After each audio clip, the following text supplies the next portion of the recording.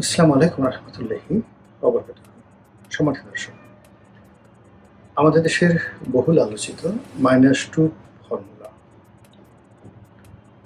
তারপর 111 111, আবার সেই 111 আদলে আরেকটি 111 হবে 211, এরকম কথাবার্তা আমরা সেই 2006 সন থেকেই ক্রমাগত বলে আসছি। -2 ফর্মুলার যে মূল ভিত্তি সেটা হলো বাংলাদেশের প্রধান দুটো রাজনৈতিক দল। এ দুটো রাজনৈতিক দলের বলয় থেকে দেশ এবং জাতিকে বের করতে হবে।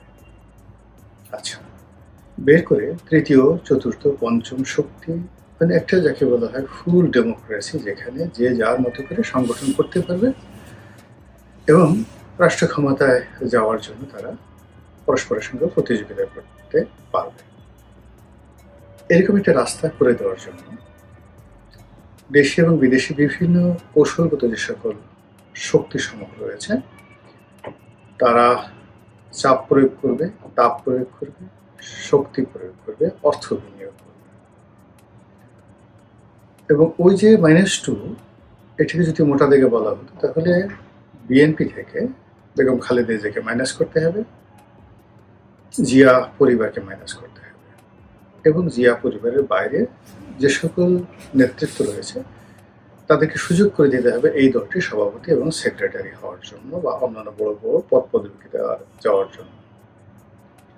আর অন্যদিকে শেখ হাসিনা, শেখ পরিবার এবং তার আত্মীয় স্বজন যারা আছে তাদেরকেও আওয়ামী লীগ থেকে বিতাড়িত করতে হবে এবং আওয়ামী লীগ একটা সর্বজনীন দল হিসাবে দলের ভিতরে যারা ত্যাগী, যোগ্য, তারা তাদের আপন যোগ্যতা বলে প্রতিযোগিতার মাধ্যমে এই দলে শীর্ষ পর্যায়ে চলে আসবে।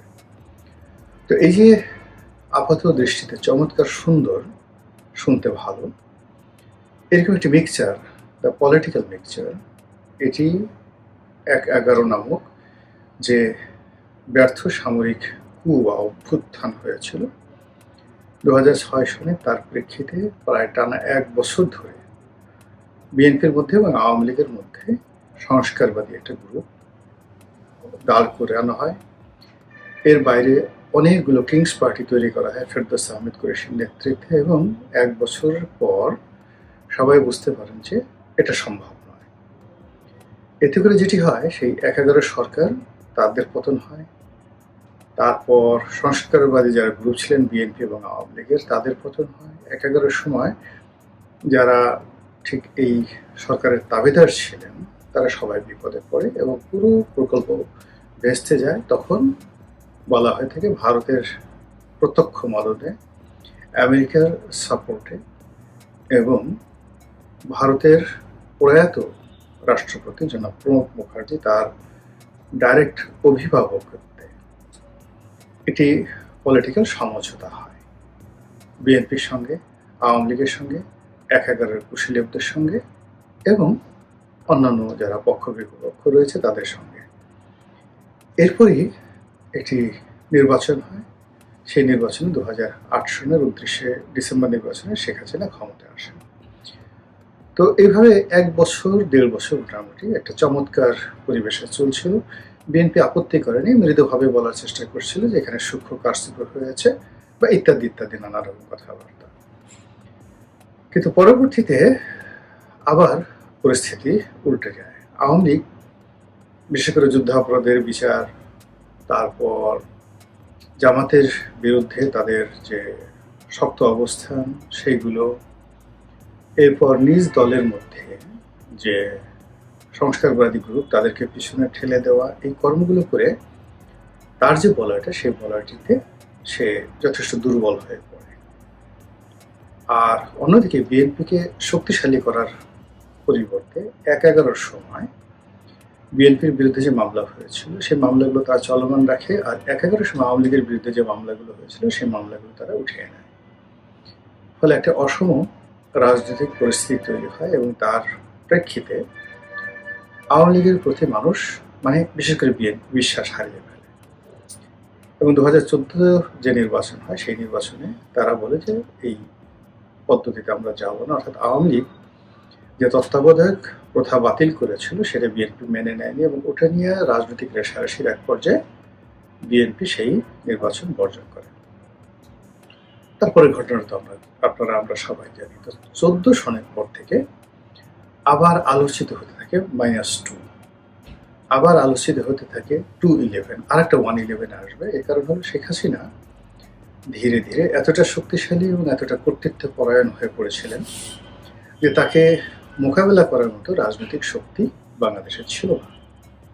তো সেই অবস্থায় একটা মিলিটারি ইন্টারভেনশন, মিলিটারি হস্তক্ষেপ, তার সঙ্গে জনগণের অভ্যুত্থান, একই সঙ্গে আমেরিকা, তারপর ভারত, এ সকল রাষ্ট্রের অংশগ্রহণ সব মিলিয়ে আবার একটা সেই যে সামরিক অভ্যুত্থান 11-এর মতো, এটা সবাই তখন খুব যাকে বলা হয় একেবারে মাথায় করে নাচছে যে আর একটা 11 যদি আসতো বা আর একটা 2-11 যদি আসতো, আর একটা 2-11 বলতে আর মানে আরেকটি হয় না, 2-11 যদি আসতো 11-এর অনুকরণে, আমরা ফুলের মালা দিয়ে বরণ করে নিতাম।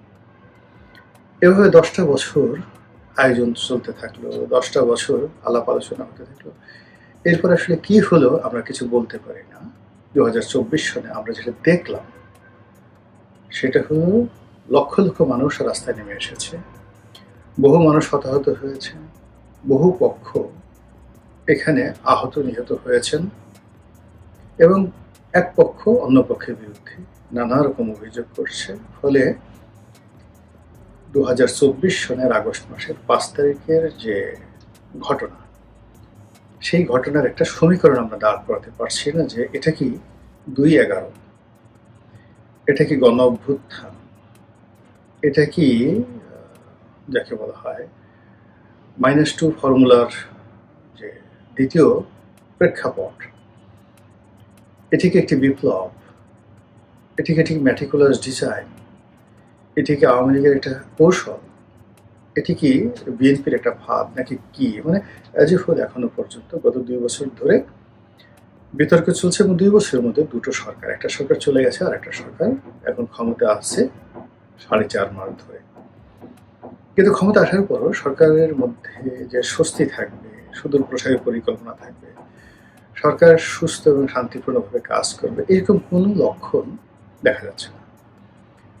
সংসদে যে সকল বিরোধী দল আছেন, সরকারি বিরোধী দল মানে রাষ্ট্রীয় বিরোধী দল, এনসিপি এবং জামাত, রাজপথে যে সকল বিরোধী দল আছে অর্থাৎ সংসদে যারা আছেন তাদের বাইরেও অনেকগুলো ছোট ছোট রাজনৈতিক দল আছে, তার মধ্যে সিপিবি, বাসদ, এরকম আরো অনেক দল আছেন। তারা কেউ সরকারকে আসলে স্বস্তিতে থাকতে দিচ্ছেন না। এরবারে নিষিদ্ধ যে সংগঠনটি, সেই নিষিদ্ধ সংগঠনটি দেশের ভিতরে নানা রকম কর্মকাণ্ড চালাচ্ছে, দেশের বাইরে নানা রকম কর্মকাণ্ড চালাচ্ছে, আর সেই নিষিদ্ধ সংগঠনটির সঙ্গে বিশ্বের পরাশক্তি নামক যে দেশ, এক বা একাধিক দেশ, অনেকটা আম দুধের মতো, আম কাঁঠালের মতো একেবারে মিশে গেছে। তারা বাংলাদেশে আরও একটি অস্বস্তিকর পরিবেশ, অস্থিতিশীল পরিবেশ তৈরি করার জন্য প্রাণান্ত চেষ্টা চালিয়ে যাচ্ছে। নানা রকম কথাবার্তা, আজ ঢুকে পড়বো, কাল ঢুকে পড়বো, ফাঁসির মঞ্চ রেডি করো, জেলখানা রেডি করো, এয়ারপোর্ট থেকে আসবো, দেখি কি হয়, আমি প্রধানমন্ত্রী, আমি পদত্যাগ করেছিলাম, আমি করিনি, ইত্যাদি ইত্যাদি নানা কথা। মানে যখন যে কথাটা বললে নিষিদ্ধ সংগঠনটির জন্য সুবিধা হয়, যখন যে কথাটি বললে সমাজে বিতর্ক তৈরি হয় এবং বিসংবাদ তৈরি হয় এবং একই সঙ্গে কনফিউশন, সন্দেহ এবং অবিশ্বাস তৈরি হয়, এই ধরনের কথা, কাজ, কর্ম, কৌশল এমনভাবে মার্কেটিং করা হচ্ছে, ব্র্যান্ডিং করা হচ্ছে দেশে এবং বিদেশে, যার ফলে সরকারের মানে এখন তারেক রহমান সাহেব না হয়ে যদি এখানে যদি জন এফ কেনেডি সরকার থাকতেন, তিনিও সুস্থ থাকতে পারতেন না, স্বস্তিতে থাকতে পারতেন না। ফলে কি হলো, সরকারের কোনো কাজকর্মে গতি আসছে না। এই অবস্থায় আবার অনেকে সেই আশঙ্কা করছে যে তাহলে কি -2 ফর্মুলা একেবারে কনফার্ম হয়ে গেল? -1 তো কনফার্ম হয়ে গেছে একটি দল নিষিদ্ধ হওয়ার মাধ্যমে এবং সেই দলের নেতাকর্মীদের একটা বিরাট অংশ জেলে গেছে, আর একটি অংশ দেশের বাইরে পালিয়ে আছে, যাদের বিরুদ্ধে মামলা, মোকদ্দমা, হামলা থেকে শুরু করে আরো বহু মানে তাদের মাথার উপর বোঝা হয়ে আছে, যারা বিদেশে পালিয়ে গেছে। তাদের সঞ্চিত অর্থ বাজেয়াপ্ত হয়েছে, তাদের সঞ্চিত অর্থ অনেকে মেরে দিয়েছে, তাদের অনেকে বয়স্ক হওয়ার কারণে বুড়ো হয়ে গেছেন, তাদের সেই তেজ এখন আর নেই। আগামী 1-2 বছর পরে তারা আরও বার্ধক্যজনিত যে রোগগুলো রয়েছে সেই রোগ এবং শোক দ্বারা আক্রান্ত হবেন। তো কাজেই এটা মাইনাস যে 1, এটা তো একেবারে 100% কনফার্ম হয়ে গেছে। এখন সেই বিভিন্ন শক্তি যদি একত্র হয়ে রেজিম চেঞ্জ করার জন্য আন্দোলন করে এবং সরকার যদি কোনো কারণে সেটা পরিস্থিতি মোকাবেলা করতে ব্যর্থ হয়, তাহলে আওয়ামী লীগের মতো বিএনপির অবস্থাও ওইরকম মাইনাস হয়ে যাবে। অর্থাৎ এখন বিএনপির পতন মানে যে কোনোভাবে পতন মানে বিএনপির অস্তিত্ব শেষ হয়ে যাবে এবং আওয়ামী লীগ বিএনপি এই দুটো দল আবার ফিরে আসবে, এটি কল্পনায় এবং কাব্যে কিংবা সাহিত্যে স্থান পাবে। বাস্তবতা এটা খুবই দুরূহ একটা বিষয়। তাহলে যখন দুটো প্রবল শক্তি রাজনীতির প্রতি প্রতিদ্বন্দ্বী, একটির 100% দাফন কাফন হয়ে গেছে, আরেকটির দাফন কাফন করার জন্য সকল পক্ষ, মানে এখানে যার দাফন কাফন হয়ে গেছে সে কবর থেকে বলছে যে আমি তো মরছি, ওকে নিয়ে আসো, একসাথে আমরা কবরের মধ্যে গলাগলি করে থাকবো, এরকম একটা ঘটনা ঘটছে। আর অন্যান্য যারা আছে তারা মনে করছে যে না, সতীনের যে ছেলে তাকে দেখতে আমার একদম ভালো লাগছে না, কাজেই যে কোনো মূল্যে এই অবস্থা থেকে আমাকে মুক্তি পেতে হবে। এই জন্য সকল পক্ষ চক্রান্ত করছে এবং এই চক্রান্ত মোকাবেলা করে বিএনপি যদি টিকতে পারে গাজী, আর যদি টিকতে না পারে তাহলে তারা আওয়ামী লীগের মতোই মাইনাস হয়ে যাবে। তো সেক্ষেত্রে কি হলো, দুটো মাইনাস হয়ে গেল। এরপর এটা মাইনাস হওয়ার পর একটা শক্তি তো আসতে হবে। সেই শক্তিটা কি, কারা? অতীতে যেভাবে একটি শক্তিকে আনার জন্য প্ল্যান ছিল, যেমন আমাদের দেশে যে নির্বাচনের আগে মেরুকরণ হয়, সেই মেরুকরণ ধরেন 91 নির্বাচনটাতে কোনো মেরুকরণ করা যায়নি, কিন্তু 96 থেকে প্রতিটি নির্বাচনে কিন্তু বিদেশি পক্ষের একটা ইনভলভমেন্ট ছিল। তো সেই ইনভলভমেন্টের কারণে বিদেশি শক্তিগুলো তারা মোটামুটি সিদ্ধান্ত নিত যে এই দলটি বা এই গ্রুপটি ক্ষমতায় আসবে। এমনকি 11 সময় 2011 সময়ও এরকম ঘটনাগুলো ঘটেছে। তো সেই ক্ষেত্রে যদি -2 যে কথা বললাম সেটা কনফার্ম যেটা হয়ে যায়, তাহলে +1 একজনকে তো একটা দলকে তো আনতে হবে। সেই দলটা কে? জামাত, এনসিপি, বামাত নাকি কারা? নাকি একেবারে সম্পূর্ণ হামিদ কারজাইয়ের মতো, আফগানিস্তানের হামিদ কারজাইয়ের মতো এরকম কেউ যে আমেরিকাতে থাকেন বা আমেরিকাতে ছিলেন, তাকে কেন্দ্র করে একটি সরকার গঠন করা হবে। তার পেছনে শক্তিশালী যে পক্ষগুলো, দেশি বিদেশি পক্ষগুলো সশস্ত্র অবস্থায় থাকবে।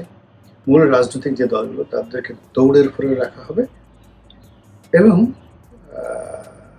শিশির মতো, মিশরের শিশির মতো এরকম একটা সরকার ব্যবস্থা চালু হবে। অথবা সেই অস্ত্রের মুখে যেভাবে পাকিস্তানের বিরোধী দলগুলোর মধ্যে যারা বাঘ এবং মোষ ছিল তাদেরকে একত্রে মানে এক ঘাটে জল খাতে বাধ্য করা হয়েছে, পাকিস্তান পিপলস পার্টি, বেনজির ভুট্টো এবং নওয়াজ শরীফের মুসলিম লীগ একত্র করা হয়েছে এবং মাওলানা ফজলুর রহমানের যে দল, তো এই একত্র করা হয়েছে 3টি পরস্পর বিরোধী দল।